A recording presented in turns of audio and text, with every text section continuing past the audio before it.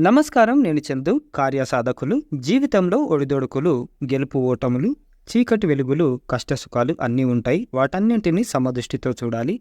అలాగైతేనే జీవన గమనం సరైన తీరున సాగుతుంది. అంతేగాని కష్టాలకు కుంగిపోవడం, సుఖానికి పొంగిపోవడం అనేవి స్థిరచిత్తుల లక్షణం కాదు.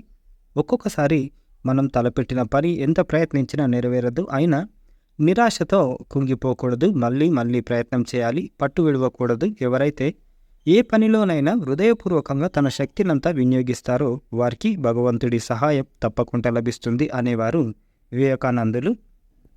ఏదైనా కార్యం చేయాలని సంకల్పించినప్పుడు ఎటువంటి అవరోధాలు, ఆపదలు, అనర్థాలు ఎదురైనా వాటిని అధిగమించి ఆత్మస్థైర్యంతో ముందుకు పోవాలి.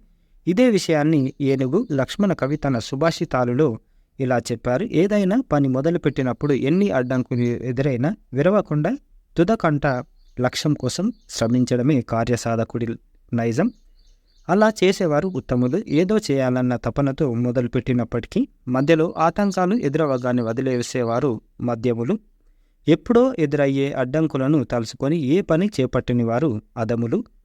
వైఫల్యాలు విజయాలకు సోపానాలు అని అనుభవాలు నేర్పిన సంఘటనలను జాగ్రత్తగా గమనించాలి. వాటి నుంచి కీలక విషయాలను, లోపాలను గ్రహించాలి. తన రాజ్యాన్ని ఆక్రమించుకోవాలని ప్రయత్నించే శత్రువులతో పోరాడుతున్నాడు ఒక రాజు. అతని దాటికి తట్టుకోలేక తప్పించుకొని ఒక గుహలో దాగున్నాడు. ఆ సమయంలో అతని దృష్టి గూడు కడుతున్న సాలీడి మీద పడింది.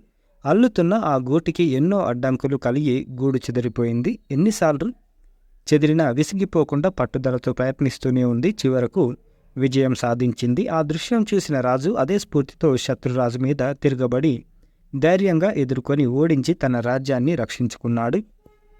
సీతమ్మ జాడ తెలుసుకునే ప్రయత్నంలో హనుమంతుడు ఎన్నో ఇబ్బందులు ఎదుర్కొన్నాడు. అయినా వెనుతిరిగిపోలేదు. రావణసేన మీద ఎదురు తిరిగి రెట్టించిన ఉత్సాహంతో అనుకున్న కార్యాన్ని సాధించి విజయాన్ని చేజిక్కించుకున్నాడు. సవతి తల్లి నిరాదరణ, తండ్రి నిర్లక్ష్యాలకు గురైన ద్రుపుడు తల్లి సలహాను అనుసరించి తపస్సుకు బయలుదేరాడు. అరణ్య మార్గం గుండా పోతుండగా నారదుడు కనిపించి వివరాలు అడిగాడు. ఆ చిన్నవాడి పట్టుదలకు సంతోషించి ఒక దివ్య మంత్రాన్ని ఉపదేశించాడు. ఆ మంత్రబలంతో తపస్సులోకి ప్రవేశించాడు. ఎన్ని అవాంతరాలు, ఆటంకాలు చుట్టుముట్టినా చెక్కు చెదరకుండా తపస్సు చేసి భగవంతుణ్ణి ప్రసన్నం చేసుకున్నాడు.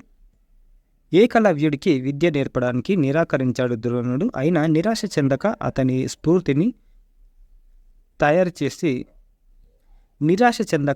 స్ఫూర్తితో ఆయన విగ్రహాన్ని తయారు చేసి దాన్నే గురువుగా భావించి భక్తి శ్రద్ధలతో విద్య నేర్చుకుని ప్రతిభావంతుడయ్యాడు.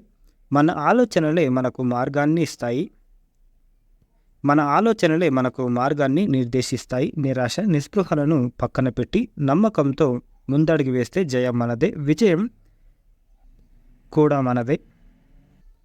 జీవితం విజయపథంలో పయనించేందుకు ఆత్మస్థైర్యం ప్రధాన పాత్ర వహిస్తుంది. అది ఉన్నవారికి అసాధ్యమైనది ఏదీ ఉండదు. మరోసారి మన ఆలోచనలే మనకు మార్గాన్ని నిర్దేశిస్తాయి. నిరాశ, నిస్పృహలను పక్కన పెట్టి నమ్మకంతో ముందడుగు వేస్తే జయం మనదే. జీవితం విజయపథంలో పయనించేందుకు ఆత్మస్థైర్యం ప్రధాన పాత్ర వహిస్తుంది. అది ఉన్నవారికి అసాధ్యమైనది ఏదీ ఉండదు అని విఎస్ రాజమౌళి గారు రాసిన అంతర్యామి ఇది. లైక్ చేయండి, షేర్ చేయండి, సబ్స్క్రైబ్ చేయండి. Thank you.